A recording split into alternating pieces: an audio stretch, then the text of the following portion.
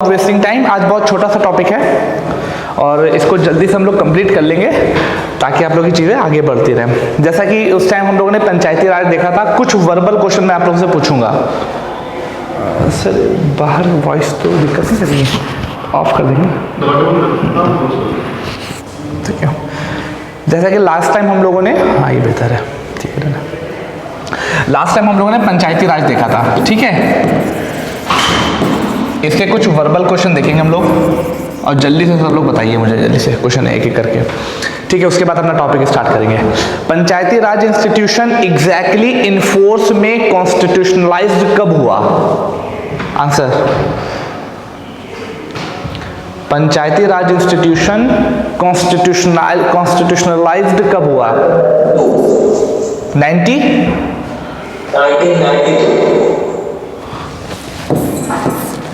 Wrong. ध्यान से मैं बोल रहा हूं इनफोर्स कब, जब कॉन्स्टिट्यूशनलाइज्ड के लिए अकरेंस जो था वो 1992 में हुआ उसका, लेकिन वो इनफोर्स कब हुआ मैं पूछ रहा हूं। इनफोर्स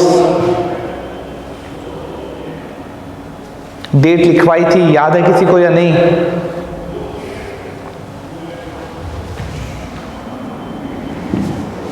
नहीं देखा था क्या? 24 अप्रैल 1993। 24 अप्रैल 1993 को आपका पंचायती राज इनफोर्स हुआ था और इसी वजह से जो 24 अप्रैल है इसको हम लोग पंचायती राज डे बनाते हैं। पंचायती राज डे इसी दिन बनाया जाता है, ठीक है। नेक्स्ट क्वेश्चन, कितने टीयर का स्ट्रक्चर है पंचायती राज? 3 टीयर। नेम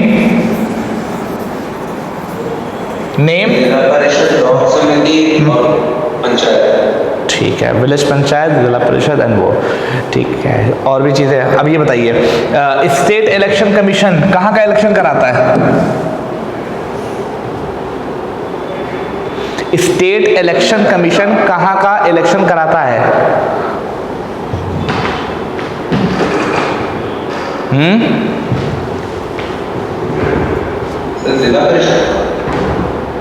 जिला परिषद is a part of your Panchayati Raj. Normal सा अगर मैंने क्वेश्चन पूछा कि स्टेट इलेक्शन कमीशन जो है it is a constitutional body which is responsible for the conduction of election of, तो वो दो बॉडी का मेन करा रहा है। पंचायती राज इंस्टीट्यूशन में जितने भी इलेक्शन होंगे वो यही कराएगा और साथ ही साथ म्यूनिसिपैलिटीज के भी वही कराता है,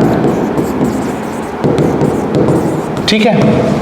म्यूनिसिपैलिटीज और पंचायती राज में डिफरेंस क्या है?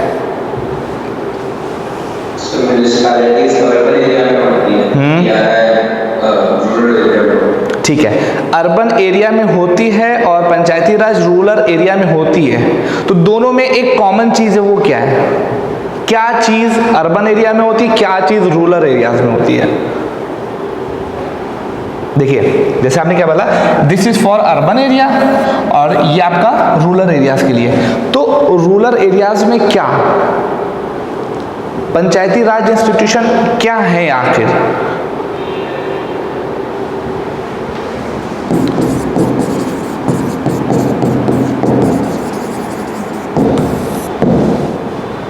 ये हैं लोकल सेल्फ गवर्नमेंट के अलग अलग फॉर्म है। अगर वो अर्बन एरियाज में होता है तो उसको हम लोग म्यूनिसिपैलिटीज बोलते हैं और अगर रूरल एरियाज में होता है उसको पंचायती राज इंस्टीट्यूशन बोला जाता है, ठीक है। चलिए नेक्स्ट, कौन C schedule 73rd constitutional amendment के जरिए से ऐड की गई?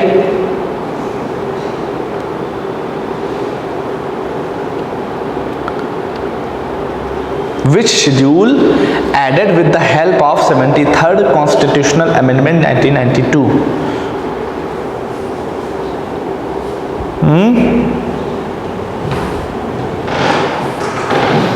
काफी लोग हैं ऑनलाइन।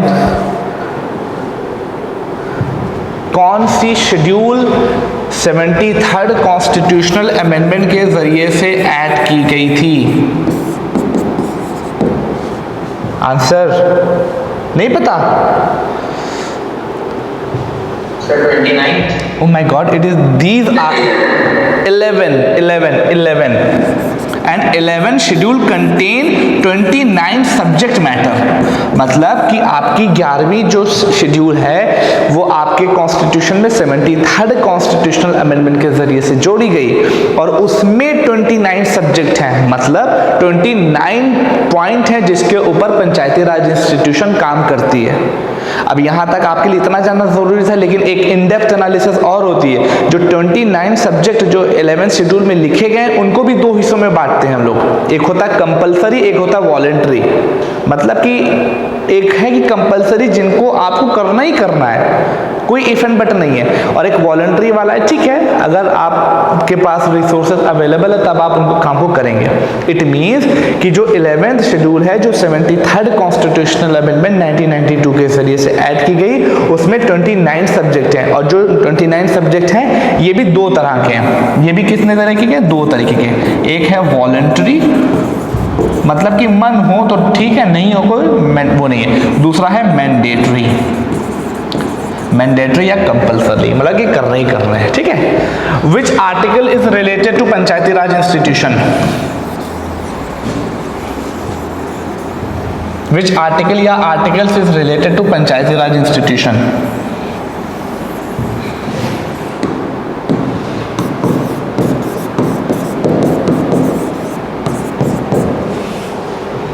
कौन से आर्टिकल पंचायती राज इंस्टीट्यूशन से रिलेटेड हैं? जल्दी से आंसर दीजिए। हाँ 243 से कहाँ तक? 243 से लेके 243 कहाँ तक? ओ तक कोई रिवीजन नहीं हुआ है। मतलब कि ऐसा तो नहीं कि खाली आके क्लास में चले गए सब काम हो गया, और ऐसा तो नहीं कि क्लास में लाइव वीडियो ऑन कर दी उसके बाद सब सो रहे हैं, नुकसान किसी का नहीं है। 243 से लेके 243 ओ तक जो आर्टिकल है वो आपके पंचायती राज से रिलेटेड है, ठीक है। इज दैट सिंपल, बेसिक सी चीज है। Next, what are the reservation process in Panchayati Raj? आरक्षण, जो रिजर्वेशन दिया गया है पंचायती राज इंस्टीट्यूशन में वो कैसे दिया गया है? सर वुमेन के लिए और एससी के लिए। Very good. वुमेन के लिए क्या है? वुमेन के लिए कितना है? 1, जितनी भी टोटल सीट हो 1 बाय, हाँ very good, 1/3 of total number of seat, और इनका एज हाँ प्रोपोर्शन ऑफ पॉपुलेशन के आधार पर उनको दिया गया, ठीक है। चलिए वेरी गुड। डिस्क्वालिफिकेशन, इनकी मिनिमम एज क्या होगी to be if you want 20 या 25 21 कि 25 हाँ 20, ठीक है। तो ये चीज़ देखिए, मैटर ये है कि अगर आप लोग ही पढ़ेंगे तो बेनिफिट आप लोग का ही है, और बड़ी इंटरेस्टिंग चीज़ है, आप लोग हल्के में मत लीजिए इसको। अभी जितना ये बेसिक चीज़ है ना, अभी इसकी इंटरनल डेप्थ इतनी है कि आप इसी को ही परेशान हो जाएंगे चीज़ें करते हुए। तो मैटर ये है कि जितना है बहुत बेसिक सी चीज़ अभी चल रही है तो उसको उतना ज़रूर ध्यान में रखिए। चलिए एक क्वेश्चन का जवाब और दीजिए। एक क्या क्वेश्चन और है, क्वेश्चन तो बहुत से हैं। एक क्वेश्चन ये है कि जो आपका पंचायती राज इंस्टीट्यूशन का जो प्रोविज़न है वो स्टेट में तो अप्लीकेबल होते हैं, ठीक है, बट अगर जो यूटी होती है, यूनियन टेरिटरी होती हैं, उनमें ये पंचायती Raj institution as it is लागू नहीं होते। अब अगर उनको इनमें लागू करना है तो इसमें कुछ उस यूटी की सिचुएशन के अकॉर्डिंग मैनिपुलेशन करेक्शन करना पड़ेगा, उसके बाद वहां पर वो लागू होते हैं। तो ये रिस्पॉन्सिबिलिटी किसकी है? कि प्रेसिडेंट की। वेरी गुड, ठीक, प्रेसिडेंट की है। अब एक चीज़ और, जो ये स्टेट है, स्टेट में भी सारे स्टेट ऐसे नहीं है कि जिसमें फुल्ली इसको इसी तरीके से लागू किया जाता हो। कुछ स्टेट ऐसे हैं, कुछ स्टेट के कुछ पार्ट, सपोज दैट कुछ स्टेट में नाम ले लो 10 स्टेट ऐसे हैं, 10 स्टेट ऐसे हैं कि जिनमें पंचायती राज इंस्टीट्यूशन फुल्ली तरीके से नॉर्मल वे में लागू नहीं होता, उनमें भी हमें कुछ मॉडिफिकेशन करना पड़ता है। जैसे मध्य प्रदेश आप मान लीजिए, जैसे मान लीजिए एमपी है या राजस्थान है, एमपी में टोटल एमपी में पंचायती राज इंस्टीट्यूशन ऐसे लागू नहीं होता। कुछ उसके रीजन ऐसे हैं जो बहुत ही पुराने शेड्यूल एरियाज में आते हैं, मतलब वहाँ पे शेड्यूल ट्राइब प्रिमिटिव एरियाज तरीके से लोग रहते हैं। तो अगर वहाँ पर हमको पंचायती राज इंस्टीट्यूशन को इन्वॉल्व करना है कुछ मॉडिफिकेशन के साथ, कुछ करेक्शन के साथ, तब ये काम कौन करेगा? जैसे यूटी में जो पंचायती राज के प्रोविजन है वो नॉर्मल वे में लागू नहीं होते। अगर हमको यूटी में उसको लागू करना है तो उसमें हम लोग को यूटी के अकॉर्डिंग उसमें कुछ मैनिपुलेशन करना पड़ेगा, पहला पॉइंट। और ये जो मैनिपुलेशन करेगा ये कौन करवाता है? प्रेसिडेंट साहब करवाते हैं। इसी तरीके से जितने स्टेट हैं उसमें से कुछ स्टेट ऐसे हैं कि जहां पर कुछ स्टेट के कुछ रीजन ऐसे हैं कि जहां पर पंचायती राज पूरे तरीके से लागू नहीं होता। अगर उसको लागू करना है तो हमें उस स्टेट की उस जगह के अकॉर्डिंग उसमें मैनिपुलेशन करना पड़ता है। तो ये मैनिपुलेशन यहां पर कौन करता है? चीफ मिनिस्टर नहीं, यहाँ पे ये मैनिपुलेशन पार्लियामेंट करती है। पार्लियामेंट करती है, बता चुका हूँ, ये सब चीज़ें आप लोगों को एक्सप्लेन कर चुका था। अब ये स्टेट कौन से हैं, ये स्टेट कहाँ पर, मतलब हमको कैसे पता चलेगा कौन से स्टेट हैं? तो आप लोग जैसे 11 शेड्यूल पंचायती राज के लिए पढ़ते हैं, उसी तरीके से एक शेड्यूल है, शेड्यूल 5। शेड्यूल 5 में जितने स्टेट पाए जाते हैं उसमें से ये जो प्रोविजन मैंने बताया ये वहां पर लागू होता है। इंटरनल डेप्थ है, थोड़ा आप लोग को अच्छी चीज पता चल जाएंगी। ठीक है, चलिए ये बात हो गई। ठीक है, तो जैसे पंचायती राज इंस्टीट्यूशन है, सेम प्रोसेस आपका अर्बन एरियाज में हमारे लिए क्या होती है? म्युनिसिपैलिटीज होती है। ठीक है, अब यहाँ पर थोड़ी बहुत चीज़ें हम लोग उसको स्टार्ट कर रहे हैं और हम लोग इस चैप्टर में सिर्फ हमें कंपैरिजन करना है, कुछ नई चीज़ नहीं है, सब कुछ पुरानी है, बस हल्का फुल्का थोड़ा सा डेटा चेंज हुआ है, बाकी सारी चीज़ें सेम है नियरली। तो हम क्या करेंगे? कंपैरिजन करते जाएंगे और ये मुझे लगता है बस मैक्सिमम होगा तो 20 से 25 मिनट का लेक्चर और होगा, उसके बाद ये फिनिश हो जाएगा। देखिए, जैसे पंचायती राज था, पंचायती राज इंडिया में कब से एग्जिस्ट करता है? 1959 में सबसे पहले हुआ था। कहाँ पे हुआ था? नागौर जिले में। ठीक है, 2 अक्टूबर को हुआ था, उसके बाद आंध्र। अब ये इसी तरीके से जो अर्बन एरियाज हैं, अर्बन एरियाज में जो अर्बन एरिया का जो डेवलपमेंट है वो इंडिया में कोई नया नहीं है। हम लोग जब हमारे के जब अंग्रेज आए उससे पहले से भी हम लोग अर्बन एरियाज के बारे में कई काम कर रहे थे। 60s में 1687 या 88 में सबसे पहले म्यूनिसिपल कॉरपोरेशन मद्रास में बनाई गई। उसके बाद उसमें और डेवलपमेंट होते गए, क्योंकि जो अंग्रेज आए थे वो कहीं ना कहीं इंडस्ट्रियलाइज्ड एरिया में ही रह रहे थे, मतलब कि ऐसे एरिया में रह रहे थे जो शहर वाले एरिया में थे, जैसे मद्रास, कलकत्ता, है ना, तो इन सब जगहों पे वो रहते थे। तो उन्होंने सोचा कि भाई हम यहाँ पे रह रहे हैं तो यहाँ का कुछ सिस्टम भी कोई ऐसा हो जो यहाँ की छोटी छोटी मोटी बातों के ऊपर ध्यान रखे। तो उन्हीं ने 1860s में नियरली मद्रास में पहली म्यूनिसिपल कॉरपोरेशन बनाई सबसे पहले। फिर वो उसका अपलिफ्टमेंट होता रहा, होता नहीं कि आज कोई चीज़ बन गई है तो अगले साल उसमें कुछ ना कुछ ग्रोथ आती है। इसी तरह करते करते करते करते करते उसमें बहुत सारी ग्रोथ आई। अंग्रेज फुल फ्लेज तरीके से इंडिया में रहने लगे और उन्हीं अंग्रेजों में आप लोग को पता होगा, सर ने आप लोग को पढ़ाया होगा, वाइसराय आते थे, याद होगा आप लोग को, गवर्नर जनरल थे, फिर वो वाइसराय में कन्वर्ट हो गए। तो उन्हीं वाइसराय और गवर्नर जनरल और उन्हीं ऑफिसर्स में से एक ऑफिसर थे लॉर्ड रिपन। बहुत इंपॉर्टेंट नाम है, शायद आप लोग ने सुना भी हो, लॉर्ड रिपन। लॉर्ड रिपन साहब बहुत इंपॉर्टेंट पर्सनालिटी हैं, खासकर इंडियन अर्बन लोकल गवर्नमेंट की रिस्पेक्ट में। क्यों? लॉर्ड रिपन साहब जब आए तो इन्होंने इंडिया के जो अर्बन लोकल गवर्नमेंट है उसको डेवलप करने में बहुत इंपॉर्टेंट रोल प्ले किया। और उन्होंने इतना रोल इंपॉर्टेंट प्ले किया कि इनके आगे लिख दिया गया कि he is a father father of urban local government. Yes sir इन्होंने बहुत सारे एक्ट को भी हटा दिया, सर ये भी बात नहीं है।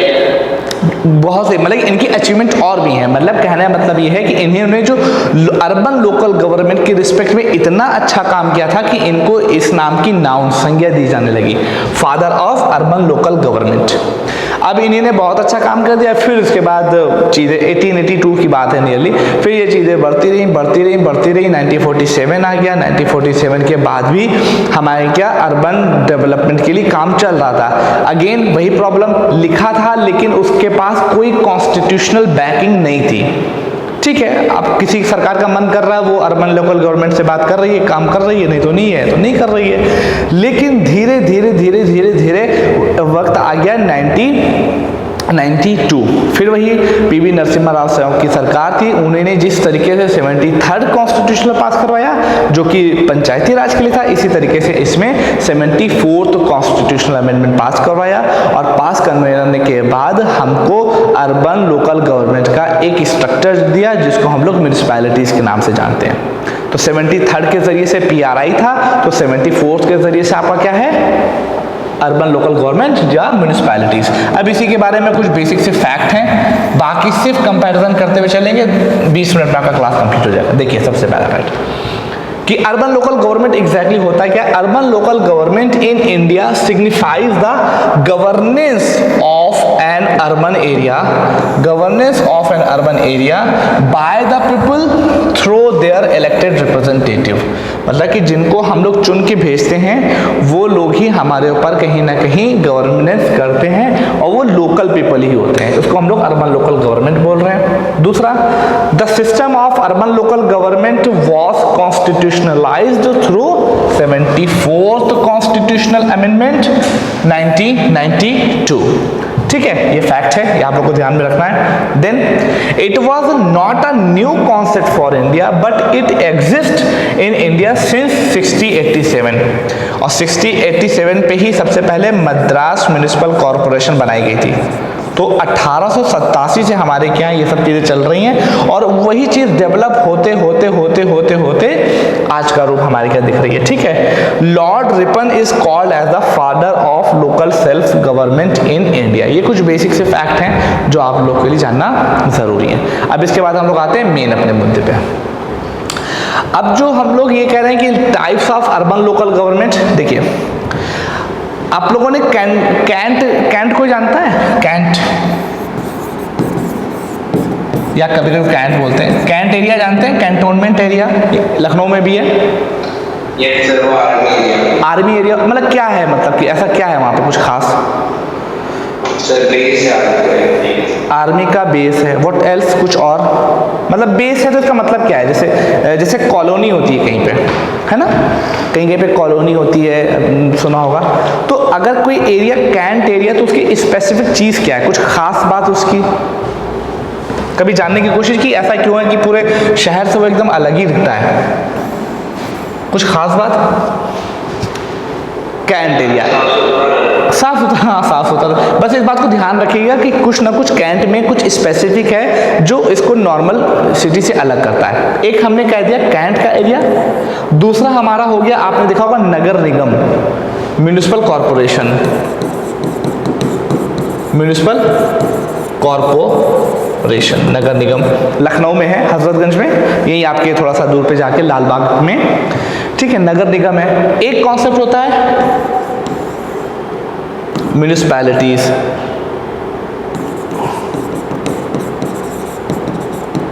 जिसको हम लोग नगर निगम के नाम से जानते हैं। इसी तरीके से जैसे कोई एक रीजन ऐसा है जहाँ पे पोर्ट है, पोर्ट का मतलब जहाँ पर जो पानी के जहाज आके रुकते हैं, तो जो वो एरिया होता है वो बहुत बल्कि एरिया होता है, बहुत बड़ा सा एरिया होता है, और वहाँ पर जो लोग काम कर रहे होते हैं तो वहाँ पर लोग जो काम करते हैं प्लस जो पोर्ट का एरिया होता है वो एक पूरा एक रीजन बहुत बड़ा सा बनाता है। तो जो काम करने वाले हैं वो उसी कॉलोनी में रहते हैं और पूरा एडमिनिस्ट्रेशन उनका एकदम अलग दिखता है। तो पोर्ट एरिया चौथा हो गया, पोर्ट एरिया। इसी तरीके से अलग अलग रीजन में अलग अलग पर्पस से अलग अलग तरीके की म्यूनिसिपैलिटीज बनाई जाती हैं। कहने का मतलब यह है कि अर्बन लोकल गवर्नमेंट जो होती है उसको अलग अलग रीजन में अलग अलग सिचुएशन के आधार पर अलग अलग तरीके से बनाया जाता है। जैसे अगर कोई एक रीजन है जहां पर आर्मी स्पेसिफिक कोई लोग रहते हैं, एक कोई रीजन जैसे लखनऊ में जो कैंट का एरिया है, तो वहां पर जो आर्मी का जो पूरा प्रोसेस है ना, आर्मी वाले ही सब वहां पे रहते हैं, उनका स्कूल अलग होता है, उनका हॉस्पिटल एकदम प्रोसेस अलग होता है, सब चीज़ एकदम अलग चल रही होती है। तो ऐसे कुछ पर्टिकुलर रीजन को एकदम अलग ही किया जाता है, वो भी एक तरीके का म्यूनिसिपैलिटीज में अर्बन लोकल गवर्नमेंट में आता है। उसी तरह ऐसा क्योंकि उनको स्पेशलाइजेशन दी जाती है ताकि वहाँ का एडमिनिस्ट्रेशन अच्छे। अब ये सोचिए, आर्मी का एडमिनिस्ट्रेशन अगर नगर निगम से होगा तो वहाँ पे इतनी साफ सफाई हो पाएगी कि नहीं? छोटा पॉसिबल नहीं है। आप देखिए बहुत से पुराने लखनऊ में जाइए या लखनऊ में जाइए तो बहुत सी गंदगी होती है, आप देखिए। लेकिन अगर आप कैंट, अभी किसी ने बोला भी कि वहाँ पे साफ सफाई बहुत अच्छी होती है, तो वो क्यों? क्योंकि वो छोटा सा एडमिनिस्ट्रेशन का रीजन है, उसमें वो बहुत अच्छे तरीके से काम करते हैं। और भी कई चीज़ें होती हैं, ठीक है। तो कहने का मेरा मतलब ये है कि अलग अलग रीजन में इंडिया में अर्बन एरियाज के अलग अलग रीजन में अलग अलग सिचुएशन के आधार पर जो हमारा अर्बन लोकल गवर्नमेंट है उसको हमने 8 हिस्सों में डिवाइड किया हुआ है। अब वो 8 हिस्से कौन से हैं वो बस हमको देखना है, ठीक है। और उन्हीं 8 हिस्सों में से अभी सारे मैं बता, जिसमें से एक आपका कैंट भी आता है, ठीक है। वो 8 हिस्से कौन कौन से हैं देख लेते हैं हम लोग। नंबर 1 सबसे पहले आता है म्यूनिसिपल कॉर्पोरेशन, जिसको हम लोग हिंदी में नगर निगम बोलते हैं। अभी क्या है ये स्पेसिफिक हम आपको बताते हैं, जिसको हम लोग क्या बोलते हैं, नगर निगम। नंबर 2 पे क्या आता है, म्यूनिसिपैलिटी, जिसको हम लोग बोलते हैं नगर पालिका, ठीक है, म्यूनिसिपैलिटी। तीसरा होता है नोटिफाइड एरिया कमेटी, चौथा होता है टाउन एरिया कमेटी, पांचवा होता है कैंटोनमेंट बोर्ड, जिसके बारे में हम लोग बात कर रहे थे, छठा होता है टाउनशिप, पांचवा होता है पोर्ट ट्रस्ट, जिसके बारे में भी मैंने आपको बताया, और छठा होता है स्पेशल पर्पस एजेंसी। हमारा जो यहाँ पे स्पेसिफिक फोकस है इनकी इंटरनल चीज़ों में नहीं जाना, बल्कि ये पता करना कि 8 तरह की अर्बन लोकल बॉडीज होती हैं। अब इसमें जो मोस्ट इंपॉर्टेंट है वो आपकी है म्यूनिसिपल कॉर्पोरेशन, म्यूनिसिपैलिटी और कैंटोनमेंट बोर्ड। और जो बाकी की चीज़ें हैं ये अलग अलग सिचुएशन के आधार पर की जाती हैं। अब आप एक चीज़ ध्यान दिएगा, जैसे आपने जैसे मैं खुद डिस्ट्रिक्ट बहराइच से बिलोंग करता हूँ, तो वहाँ पर एक कस्बा है नानपारा, जहाँ से मैं रहता हूँ। तो जो नानपारा है वहाँ पर वो एक देहात का एरिया नहीं, गाँव का एरिया नहीं है, बल्कि गाँव और जो शहर के बीच का प्रोसेस होता है, जिसको हम लोग कस्बा बोलते हैं, टाउन जिसको बोलते हैं। तो जो टाउन वाले ऐसे एरिया होते हैं, तो जो वहाँ का जो नगर निगम वाला सिस्टम होता है उनको हम लोग म्यूनिसिपैलिटी या नगर पालिका बोलते हैं। अब यही नगर पालिका जब एक बड़े से रीजन में, एक बड़े डेवलप्ड रीजन में आते हैं, जैसे लखनऊ एक एडवांस और डेवलप्ड रीजन है, तो यहाँ पर जो ये अर्बन लोकल गवर्नमेंट होती है उसको हम लोगों ने क्या बोला है, म्यूनिसिपल कॉर्पोरेशन। तो कहने का मतलब ये है कि म्यूनिसिपल कॉर्पोरेशन और म्यूनिसिपैलिटी में डिफरेंस सिर्फ क्या है, सिर्फ लोकेलिटी और रीजन का डिफरेंस है। जो म्यूनिसिपैलिटी है वो थोड़ा सा कम डेवलप्ड एरिया होता है, और जो आपका म्यूनिसिपल कॉर्पोरेशन होता है वो बहुत ही ज़्यादा डेवलप्ड एरिया होता है, ठीक है। नोटिफाइड एरिया कमेटी, ये सब इसमें आपकी डेप्थ में जाने की जरूरत नहीं है। कैंटोनमेंट बोर्ड क्या होता है, ऐसे रीजन की जहां पर आर्मी से रिलेटेड कोई वर्क होता हो या आर्मी से रिलेटेड कोई छावनी टाइप की कुछ हो, तो उस रीजन का एडमिनिस्ट्रेशन टोटल आर्मी के हाथ में ही दे दिया जाता है, फिर वो आर्मी अपने अकॉर्डिंग से ही वहां पर चीज़ों को मेन करती है। तो ये भी एक अर्बन लोकल सेल्फ गवर्नमेंट का एक पार्ट है, ठीक है। ये 8 तरीके के होते हैं, सिर्फ आपको नाम ध्यान में रखिए, इनकी इंटरनल लिस्ट में नहीं जाना है, बाकी आगे की चीजें हम लोग इसमें देखेंगे, ठीक है। नेक्स्ट, अब क्या हुआ, अगेन जो चीजें हम लोगों ने पंचायती राज में देखी थी वही चीज यहाँ पर भी देखेंगे। कॉन्स्टिट्यूशनलिज्म इसका कब हुआ, मतलब कॉन्स्टिट्यूशन में कब हुआ। राजीव गांधी जी ने भी जैसे पंचायती राज में काम किया था, सेम प्रोसेस इसमें भी किया था म्यूनिसिपैलिटी में, लेकिन लोकसभा से पास हुआ, राज्यसभा से वो रुक गया। क्यों रुका था, बिकॉज इसके कुछ प्रोविजन ऐसे थे कि जो विपक्ष को पसंद नहीं थे और विपक्ष ने उसमें से बाइकआउट कर लिया। तो राजीव गांधी गवर्नमेंट ने स्टेप कोशिश की, लेकिन वो पास नहीं हो पाया। उसके बाद किसने कोशिश की थी? वीपी सिंह साहब ने कोशिश की, वो भी पास नहीं हो पाया। बाद में सबसे लास्ट में नरसिम्हा राव गवर्नमेंट थी 1991 में, उन्हीं ने कोशिश की और उन्हीं की कोशिश के नतीजे में बिल 74th कॉन्स्टिट्यूशनल अमेंडमेंट के जरिए से 1992 में ये आया और ये केम इनटू फोर्स कब हुआ? 1 जून 1993। पंचायती राज कब हुआ था? 24 अप्रैल। याद है आप लोग को अभी बताया था, क्वेश्चन आप लोग से पूछा था 24 अप्रैल, और ये कब हुआ है? 1 जून। ठीक है, यही बस फैक्ट है जो आप लोग को एग्जाम में आपसे पूछे जाएंगे कि केम इनटू फोर्स कब है, तो 1992 मत लगा दीजिएगा, वो 24 उसके लिए है और 1 जून इसके लिए। ठीक है, नेक्स्ट। लेकिन बाकी दोनों की गवर्नमेंट में क्या ऐसा क्या हुआ था कि नहीं आ पा रहा? हाँ मैं बता रहा हूँ। देखिए हुआ क्या, आप हम लोग इसको जो पढ़ रहे हैं, हम लोगों ने एक कॉन्सेप्ट पढ़ा था डिसेंट्रलाइजेशन, है ना, ये पढ़ा था ना। इसका मतलब क्या था कि जो पावर किसी एक हटा के उसको दूसरी एंटिटी में देना, ट्रांसफर करना। जो आपकी जो राजीव गांधी साहब की सरकार थी वो प्रोविजन तो लेके आई थी, लेकिन उसमें डिसेंट्रलाइजेशन नहीं हो रहा था। विपक्ष का ये मानना था कि आप प्रोविजन लेके आओ, वेल एंड गुड है, लेकिन आप जो प्रोविजन ला है वो डिसेंट्रलाइजेशन ना करके सेंट्रलाइजेशन कर रही है। अब ये क्या था प्रोसेस, तो उसके ऊपर लोकसभा से तो वो बिल पास हो गया, बिकॉज राज्यसभा लोकसभा में उनकी बहुमत थी तो उन्होंने पास करवा दिया। राज्यसभा से वो बिल पास नहीं हुआ। अब क्या हुआ, उनकी जो प्रॉब्लम थी, जो जिस वजह से राजीव गांधी जी का बिल पास नहीं हुआ था, उस प्रॉब्लम को सॉल्व करने के बाद वीपी सिंह साहब ने उसको इंट्रोड्यूस किया यहाँ पे, क्या नाम है, फिर से इंट्रोड्यूस किया एक नए प्रोसेस में।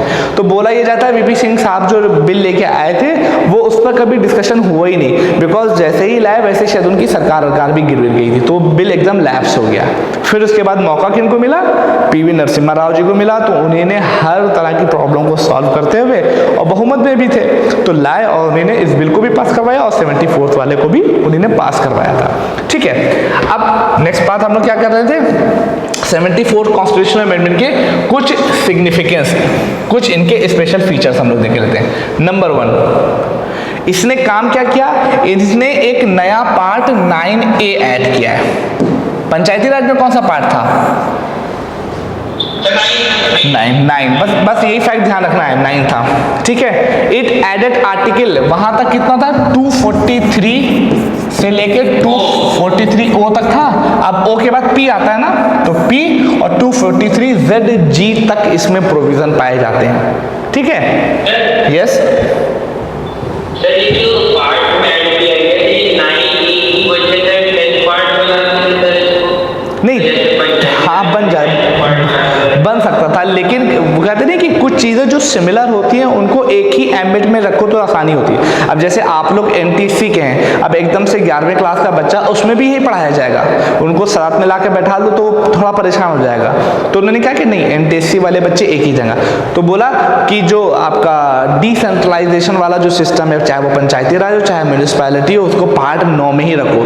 तो कहा कि एक ही जगह पे दोनों नहीं हो सकते, तो कहा 9 रख दो, दूसरे को 9A कर दो, लेकिन ये तो रहेगा 9 में ही है, 9A, ज़्यादा मैटर नहीं है, वैसे ये फोकस करने वाली चीज़ नहीं है फिलहाल। इसने क्या किया, आर्टिकल 243P से 243ZG तक किया। इट एडेड शेड्यूल, जैसे उसने 11 शेड्यूल की थी, इन्होंने कितनी कर दी शेड्यूल 12 कर दी, और उसमें कितने मैटर थे, 29, यहाँ पे कितने मैटर हैं, 18 मैटर थे। ये बस चीज़ें ध्यान में रखनी है। नेक्स्ट फैक्ट,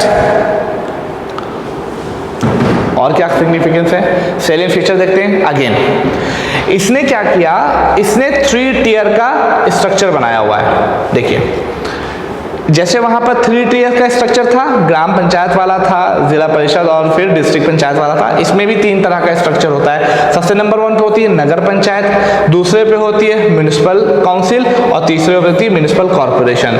ये बहुत बड़े से रीजन में होती है, ये वाली उससे छोटे रीजन में होती है, और ये वाली एकदम छोटे वाले रीजन में होती है। ठीक है, ये पॉपुलेशन पे भी डिपेंड किया जाता है। तो 3 टियर का स्ट्रक्चर होगा, नंबर 1 पे नगर पंचायत, दूसरे पे म्युनिसिपल काउंसिल और तीसरे पे म्युनिसिपल कॉर्पोरेशन। नेक्स्ट फैक्ट,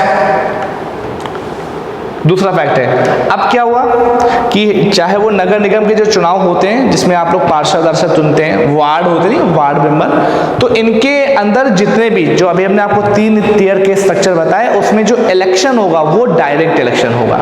कैसे होगा election? Election of the members and the chairperson. देखिए, members at all level direct election होगा। Direct election in the sense कि आप और हम उसमें पार्टिसिपेट करेंगे। दूसरा, अब मेंबर का तो इलेक्शन हो गया, तो भाई चेयरपर्सन कैसे आएंगे? चेयरपर्सन का साहब का इलेक्शन कैसे होगा? चेयरपर्सन साहब का इलेक्शन होगा जैसे वहां की स्टेट लेजिस्लेचर डिफाइन करेगी। अगर स्टेट लेजिस्लेचर ने कह दिया कि भाई हम इनका जो चुनाव वो इलेक्शन होगा वो हम लोग डायरेक्ट इलेक्शन के जरिए से करेंगे तो उनका डायरेक्ट होगा। अगर उसने कह दिया हम इनडायरेक्ट के जरिए से करेंगे तो इनडायरेक्ट के जरिए से होगा। लेकिन ये होगा कैसे? ये वहां की स्टेट लेजिस्लेचर बताएगी। ओके, नेक्स्ट पॉइंट, रिजर्वेशन का क्या प्रोसेस है इसमें? अगेन सेम है एकदम। SC ST को दिया जाता है, वुमेन को दिया जाता है, जैसा PRI में था सेम एज इट इज यहाँ पर भी है। वुमेन को not less than 1/3 of the total number of seats. आगे ठीक है, ड्यूरेशन ऑफ म्यूनिसिपैलिटीज 5 ईयर्स, सब कुछ सेम है, कोई डिफरेंस नहीं है। तीनों लेवल पर 5 साल के लिए उनकी म्यूनिसिपैलिटीज होती है। अगेन यहाँ पर भी वही बात लागू होगी कि अगर इफ 5 साल से पहले ही म्यूनिसिपैलिटी कहीं की डिसॉल्व हो गई तो होगा क्या? री इलेक्शन होगा। डिपेंड करेगा कि नए इलेक्शन में कितना समय बाकी है। अगर 6 महीने से ज़्यादा का है तो वहाँ पर इलेक्शन हो जाएगा, अगर 6 महीने से कम का समय है तो वहाँ पर नया इलेक्शन नहीं होगा। ठीक है, और जब इलेक्शन अगर मान लिए कि 6 महीने से ज़्यादा है और नया इलेक्शन हो गया तो जो नई सरकार बन के आएगी वो रिमाइंडर पीरियड के लिए काम करेगी, ना कि पूरे 5 साल के लिए।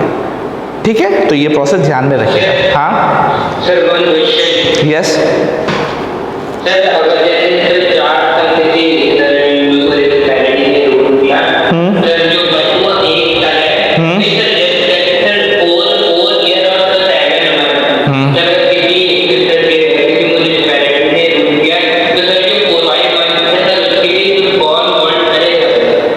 देखिए, नहीं देखिए मैं आपको बताऊं, देखिए 5 साल के लिए है। सपोज दैट एक गवर्नमेंट है जो 4 ईयर्स तक रही, ठीक है, और 4 ईयर के बाद ये जो गवर्नमेंट थी वो हो गई खत्म, कोलैप्स हो गई। ठीक, अब 5 साल कंप्लीट करने में इसको कितने साल बाकी? 1 साल, 1 ईयर। ठीक है, तो एज पर द रूल अगर ये 1 साल 6 महीने से कम होता, मतलब 5 महीना होता है, 4 महीना, 3 महीना, 2 महीना, तो नया इलेक्शन नहीं होता। लेकिन ये 6 महीने से ज्यादा का टाइम है, इसलिए न्यू इलेक्शन होगा। न्यू इलेक्शन होगा, और जब न्यू इलेक्शन होगी जो नई सरकार आएगी वो सिर्फ और सिर्फ इसी रिमेनिंग पीरियड के लिए गवर्नमेंट बनाएगी, ना कि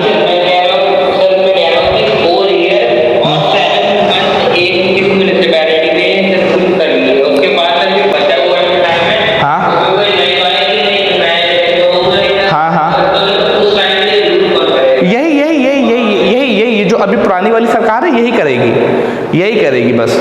लेकिन ये है कि हाँ बस यही करेगी। Good, very good. ठीक है, तो 5 साल के लिए होगा। Again disqualification same, no any provision, कोई ऐसे खास प्रोविजन नहीं है जो इसमें और उसमें अलग हो। दोनों में यही है कि 25 साल अगर एज हो गई होगी तो उसको डिस्क्वालीफाई नहीं किया जाएगा जब तक उसकी 21 साल एज ना हो जाए। ये सिर्फ लैंग्वेज है, बस आपको ये ध्यान रखना है, 21 साल एज मिनिमम एज है। नेक्स्ट पॉइंट इसका लिए क्या होगा? स्टेट इलेक्शन कमीशन भी इसके अंतर्गत आ रहा है और आपका finance commission, state finance commission भी इसके अंतर्गत आ रहा है। अब अच्छा, एक चीज का जवाब दीजिए आप लोग। यहाँ पे मैं लिख रहा हूँ स्टेट इलेक्शन कमीशन, तो समझ में आ गया। स्टेट फाइनेंस कमीशन का काम क्या होगा? स्टेट फाइनेंस कमीशन का काम क्या है? या फाइनेंस कमीशन का काम क्या होता है?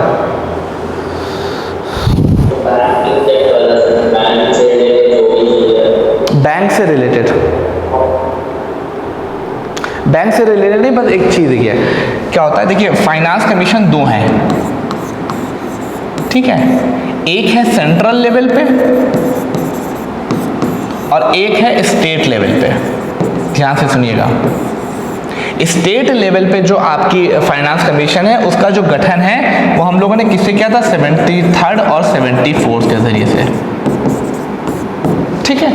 लेकिन जो सेंट्रल कमीशन है ये कॉन्स्टिट्यूशनल बॉडी जब से कॉन्स्टिट्यूशन बना है तब से ही है। अब चाहे ये हो दोनों का काम नियरली सेम है। क्या काम होता है, बस एक चीज ध्यान रखिएगा, इंडिया में कितना टैक्स आया उसके जरिए से इंडिया की कितनी इनकम हुई, या ऐसे बोलो कि इंडिया ने कितना अर्न किया, अर्न करने के बाद उसमें से कितना अमाउंट सेंट्रल गवर्नमेंट अपने पास रखेगी और कितना अमाउंट स्टेट गवर्नमेंट को भेजा जाएगा, ये बस बताना आपके स्टेट फाइनेंस कमीशन का काम होता है। क्या काम है, इंडिया की अर्निंग कितनी थी। अब इंडिया की अर्निंग कैसे पता चलती है, टैक्स के जरिए से होती है, हम लोन देते हैं तो उस पर हमको अर्निंग होती है, इन सब चीज़ों पे उसकी अर्निंग होती है। तो इंडिया की जो अर्निंग थी उसमें से कितना स्टेक सेंट्रल गवर्नमेंट के पास रखा जाएगा और कितना स्टेट गवर्नमेंट को भेजा जाएगा, इसके ऊपर रिकमेंडेशन देना ये फाइनेंस कमीशन का काम होता है, सेंट्रल फाइनेंस कमीशन का काम होता है। अब यही सेम काम पंचायती राज और म्युनिसिपैलिटी की रिस्पेक्ट में आपकी स्टेट इलेक्शन कमीशन करती है। सिंपल, इससे ज़्यादा आपको जानने की जरूरत नहीं है, बेसिक सा चीज़। किसी को कोई डाउट इसमें? बेसिक सी चीज़ है, इसमें कोई बहुत बड़ा रॉकेट साइंस भी नहीं है। अगेन नेक्स्ट हुआ क्या, जैसे मैंने बताया था कि पंचायती राज है वो किसके लिए थी, स्टेट के लिए थी। इसी तरीके से अर्बन लोकल गवर्नमेंट जो है, जो कि म्युनिसिपैलिटीज़ हैं, वो भी कहीं ना कहीं स्टेट के लिए। यूटी के बारे में ऐसा कोई प्रोविज़न नहीं है, अगर किसी यूटी में इसको अप्लीकेबल करना होगा तो उसके अंतर्गत कुछ करेक्शन या कुछ मॉडिफिकेशन करने की पावर किसके पास है, अगेन प्रेसिडेंट साहब के पास है। यही बस लाइन में लिखा हुआ है कि the president may direct that the provisions of this act shall apply to any union territory subject to such exemption and modification as he or she may specify। Okay, तो ये आपका था म्युनिसिपैलिटी का कॉन्सेप्ट और आपकी चीज़ें अब complete हो गई। अब इसमें कुछ क्वेश्चन हम लोग करवा लेंगे आपसे। अब इसके बाद जैसा मैंने बताया था आप लोग का एक किसी ने मुझसे बोला था टोपोग्राफिकल मैप वाला, टोपोग्राफी, ठीक है, ये जो अब नेक्स्ट लेक्चर होगा वो टोपोग्राफी पे ही होगा आप लोग का, ठीक है। और हाँ बताइए।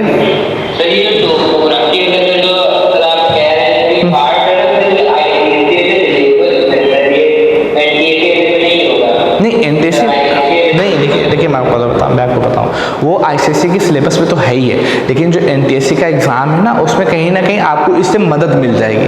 तो कोई बुरा तो नहीं है, कि मुझे लगता है कुछ ऐसा इशू तो नहीं है सच कि अगर चीज़ हो जाएंगी, है ना, कोई इशू नहीं, और आप लोगों को नॉलेज मिलेगी। और रियल में बता रहा हूँ वो बहुत अमेजिंग चीज़ है, amazing cheese in the sense इस तरीके से कि आप जो ग्लोब देखते हो, जैसे मैप देखते हो, मैप के बाद जब आप ग्लोब देखते हो तो ग्लोब पे आपको ये थोड़ी ना पता चलता कि यहाँ पे हिमालय जो उठा हुआ है वो इतना उठा हुआ है, या यहाँ पे कोई नदी है तो नदी इतनी गहरी, कैसे नहीं पता। तो इन सब चीज़ों को किस तरीके से मैनेज किया जाता है वो सब चीज़ें इसके अंदर आती हैं, ठीक है। अगर मुझे जैसे मैंने कोशिश तो है कि आप लोगों को नुकसान ना हो पहले तो, ठीक, तो उसको देखते हुए हम इसको मैनेज कर लेंगे, घबराइए ना।